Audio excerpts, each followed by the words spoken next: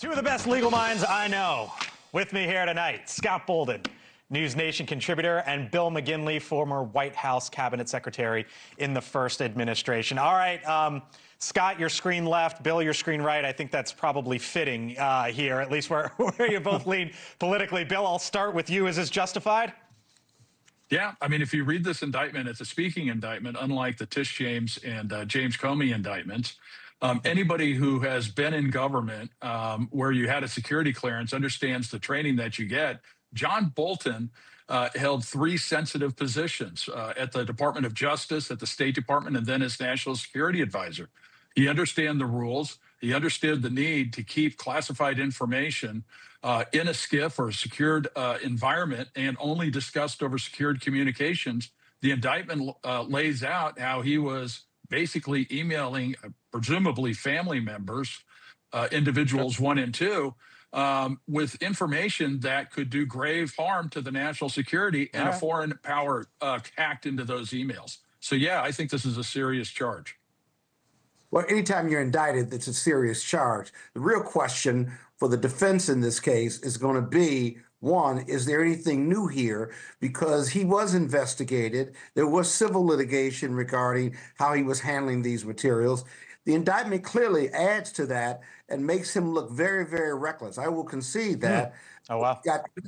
He's got counsel, Abby Lowell, who says nothing to see here. This has been investigated. And somehow suggested that Bolton sharing this information with loved ones or his family would absolve him somehow of any criminal exposure.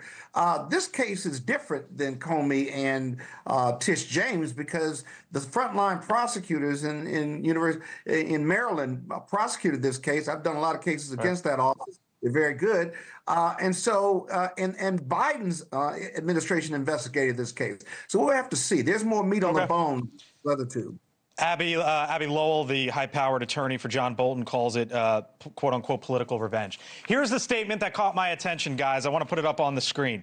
Kash Patel, the FBI's investigation revealed that John Bolton allegedly transmitted top-secret information using personal online accounts and retained said documents in his house in direct violation of federal law. If you take out the name John Bolton and you start putting other names in there, should Hillary Clinton be worried? Should Mike Waltz and everyone on that Signal chat, if a Democratic president wants to get a little, wants to do a little shoe on the other foot, be worried in the years to come, Bill? Look, I think, number one, there's no family exception to the requirement to keep secure, classified information secure. So I don't think that's going to be a very good defense. I think, there are numerous cases where lower level government officials, whether at the state or federal level, inadvertently removed classified documents and faced prosecution and or disciplinary actions. This is something that the government has to and has been taking very seriously.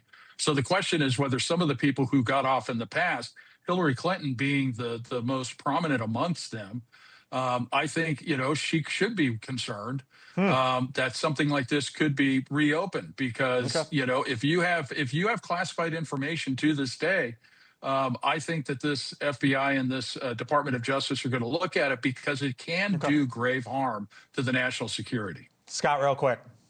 Yeah, the statute of limitations has got to run, and if there is no statute of limitations, I wouldn't be worried about it. The number one guy who ought to be worried about this is Donald Trump, who was being criminally prosecuted for similar conduct. And of course, he won the election, and then that all stopped. So if I was Donald Trump, I'd be worried about the future.